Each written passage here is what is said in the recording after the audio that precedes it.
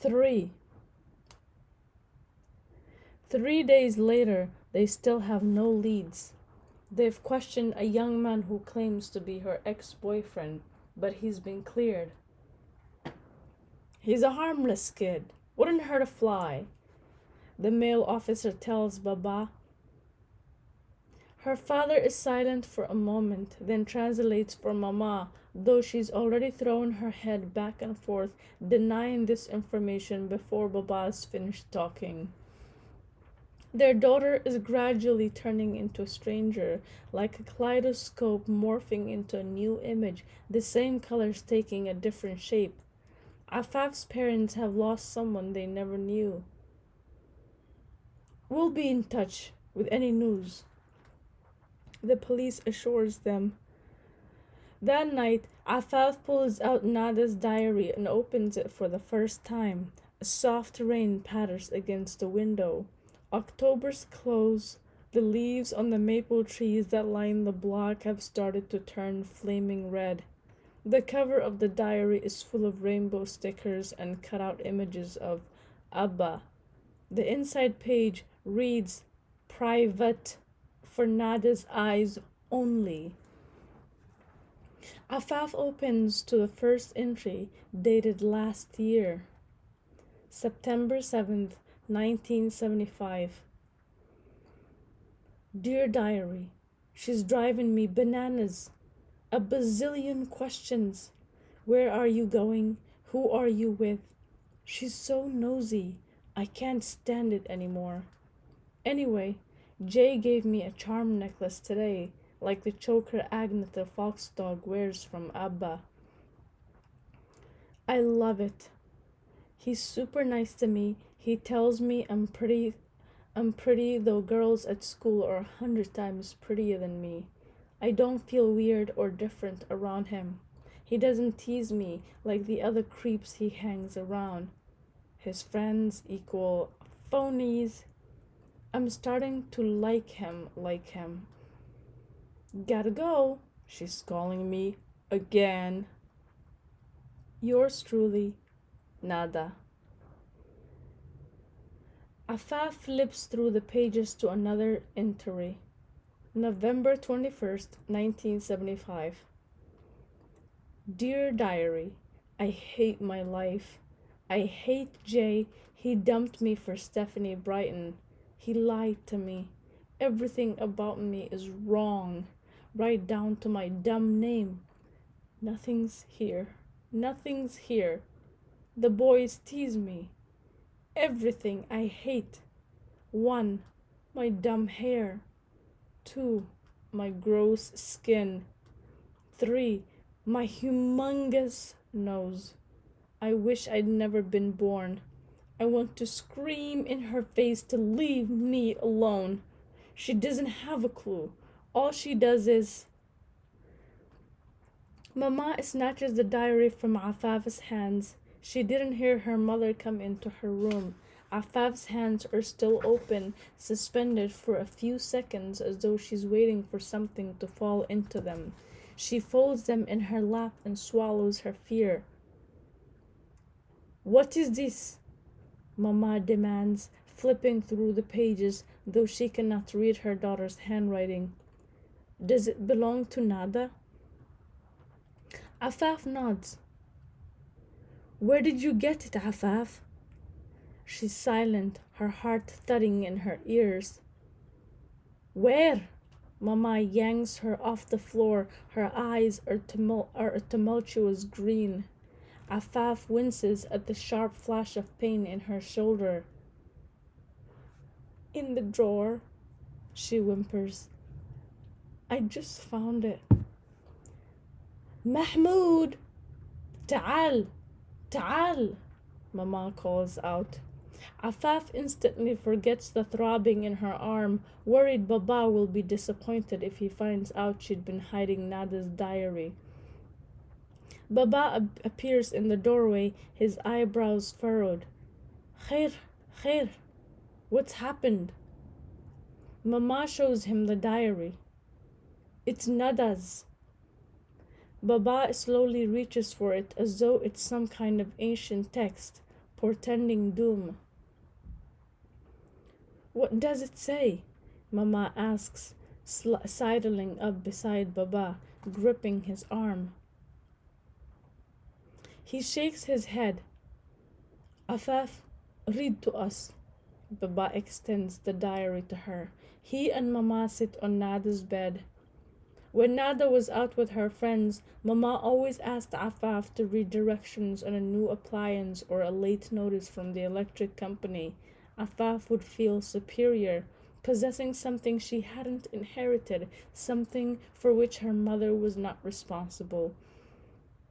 But reading her sister's diary out loud to her parents feels awful, as though Afaf is reading a dirty magazine like the one Bobby Jameson had brought to school one day and hid in his desk. Somebody told, and her teacher rolled it up with a rubber band and sent Bobby to the principal's office with it. Afaf peers over the diary at her parents. They look tired, like they're battling the flu, their strength zapped from them. Afaf notices a deep line in Baba's forehead that wasn't there before. Mama's mouth is turned down in a way that seems permanent to Afaf. Yalla! Baba commands. Afaf squeaks through each entry, her face flushing as though her sister's words are her own.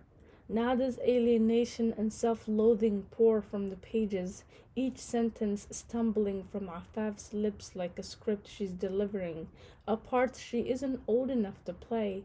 The last entry is dated earlier that summer, June 22nd, 1976. Nada's 17th birthday, but her sister left the rest of the page blank. Who's she? Mama turns to Baba. Is she talking about me? Her mother's eyes well up with tears and her lips tremble. When she'd first found her sister's diary, Afaf soaked up Nada's anger toward their mother. But now, seeing the deep sense of betrayal flush Mama's cheeks, Afaf feels hollow inside. Nada's words are like tiny daggers stabbing Mama's heart.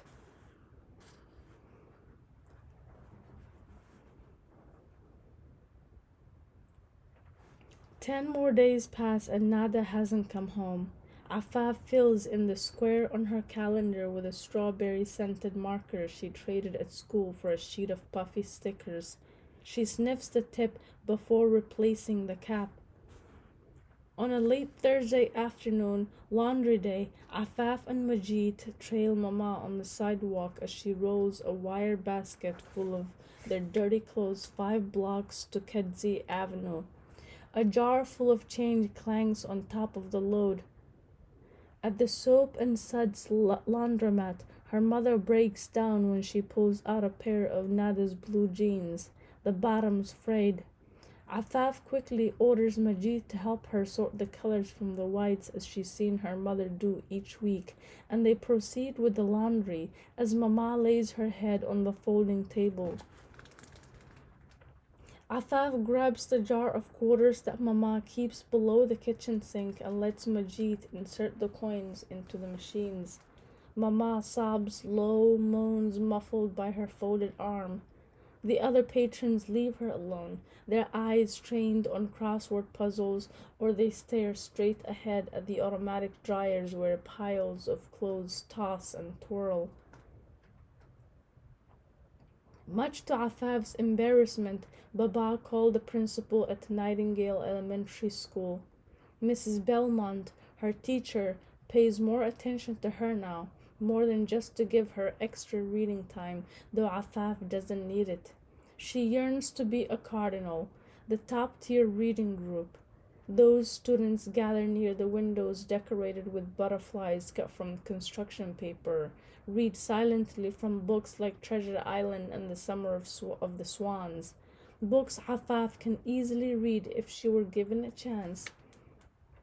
When no one is watching, she goes to a freestanding bookshelf against the back wall of the classroom and peruses a stack assigned to the cardinals.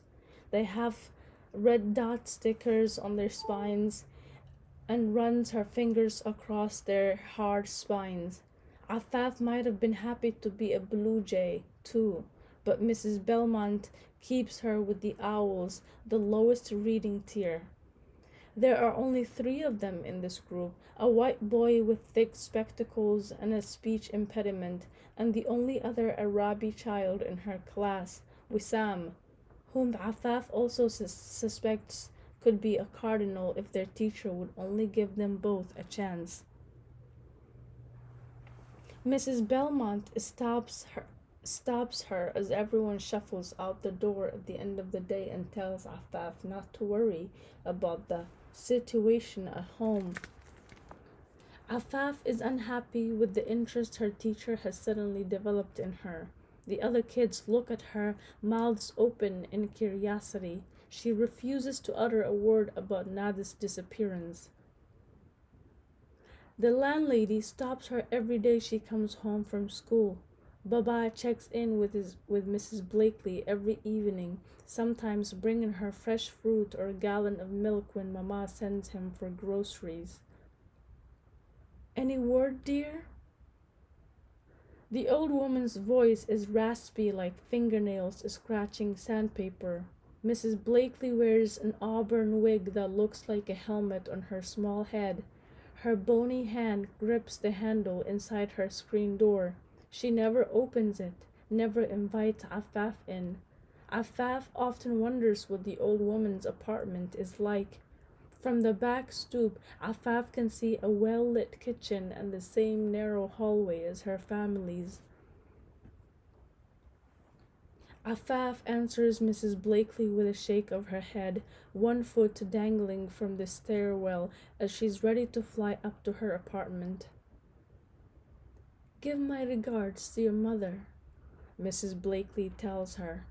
The old woman has softened toward Afaf and Majid, no longer scolds them as they thunder up the stairs or slam the back door. Khalti Nasreen comes to stay with them. She's a newlywed, not as pretty as Afaf's mother, though she's nice. Her black dyed hair is teased and pulled into a high ponytail. She wears a bright patterned polyester dress that hangs stiffly above her knees. She takes off her suede leather boots at the back door of the apartment, and they remain there for a week while she cooks and cleans the place. She pads around the apartment in Mama's slippers, a size too big for her petite feet. She wears a pair of tube socks to fill them out. At night, Khalti Nasreen sleeps in Nada's bed, and at first Afaf is angry that another person has invaded her sister's space. But in the middle of the night, when a car horn wakes her up or a metal trash can topples in the alley, Afaf looks over at her aunt's sleeping body, relieved the bed is not vacant. Even with her younger sister there, Mama can't be consoled. She sleeps through late morning, sitting up in bed only to sip adas from a chipped bowl on tray Khalti Nasreen sets on her lap. The green lentil soup looks like vomit, and Afaf and Majid refuse to eat it when they come home from school. Her aunt lets them pour bowls of fruity pebbles. Don't worry, my darlings, Khalti Nasreen coos. She digs in the cereal box, scoops a handful, munching as she watches them. Nada will come home and your mother will be back to her old self again. They nod, slurping the milk from their spoons, the colorful rice flakes turning soggy in their bowls. Afaf wants to tell Khalti Nasreen that she doesn't want Mama's old self back, that she's terrified of that woman, that perhaps the return of Nada would finally transform Mama into someone who naturally smiles at her and Majid. Nada's absence has confirmed Afaf's suspicion. Her mother is a very unhappy woman. But it couldn't have always been so, Afaf thinks. Hadn't she been different? Happy the first time Baba saw Mama at an engagement party? They were each a friend of the betrothed couple. According to the story she's heard a dozen times from Baba, he'd been invited to play his oud with the trio he had newly formed, a violinist named Hisham and a tabla player named Walid. They were happy bachelors performing cover songs at weddings and small gatherings. He tried to catch her mother's ear with his elegant strumming, but she'd been oblivious. Mama had no intention of marrying, let alone marrying a musician. Before the end of the evening, he gave a short speech. May the couple lavish each other with love and remain always true to each other. And for the rest of us, may we bask in izhadar, a lush green happiness. Every guest turned toward Mama in her green velvet dress, her cheeks flushed with embarrassed flattery. Baba proceeded to sing Nagum al-Layl by Farid al-Atrash, sealing his proposal. Stars of the night, weeping over my love and hope, Baba croons when he tells Afaf this story, tickling Afaf's stomach. Her mother's friends giggled and poked her arm, wishing they'd been the subject of such an ardent serenade. Despite her resolve, Mama smiled and nodded her approval at Baba from across the crowded room. From what Afaf has stitched together from the rest of Baba's stories, Mama never shares any details with them. Her parents were happy in the beginning. Baba rented a small flat in Ramallah. Afaf tries hard to picture this first home in a place as far away as ones she's read about in books like Neverland. Below their flat was a bakery that sold the best bread in the city. Every morning I brought your mother khubuz so fresh I had to carry it with a towel, Baba tells Afaf. Mama agreed to a plan. Baba would pursue his music for 2 more years before they started a family. They didn't require much as a newlywed couple. They could live off Baba's gigs for a little while. But children were another matter. Between you and me, Khalti Nasreen tells Afaf in a low voice when she helps her aunt dust the front room, I always thought your mother would never get married. She had every boy following her around the village, and she'd never bat an eye. With her finger, she reaches out and combs Afaf's long bangs off her forehead. Afaf flicks them back. She wants to look like Davy Jones from the Monkees. But your father won her over. So why is she sad? Afaf wants to ask her aunt. While they wait for news of Nada, Baba comes home from work on time every night. He stops rehearsing with his band. He lifts Majid and swings him overhead, landing him back on the sofa bed, where they watch TV, the sound on low. He kisses the top of Afaf's head and she pulls at the tips of his thick mustache, which tickles her cheek. He sits with Khalti Nasreen in the kitchen until it's time to sleep, sipping tea with mint leaves floating on the surface of their glass cups. They speak in low, respectful voices as though a person is dying nearby. Some evenings, Baba sings down between her and Majid and plays his oud, softly singing in Arabic. If only when I close my eyes and open my eyes, I will find you coming back, oh my loved ones. Though Afaf doesn't understand every word, this ballad becomes familiar like the meals Mama has cooked for them her whole life.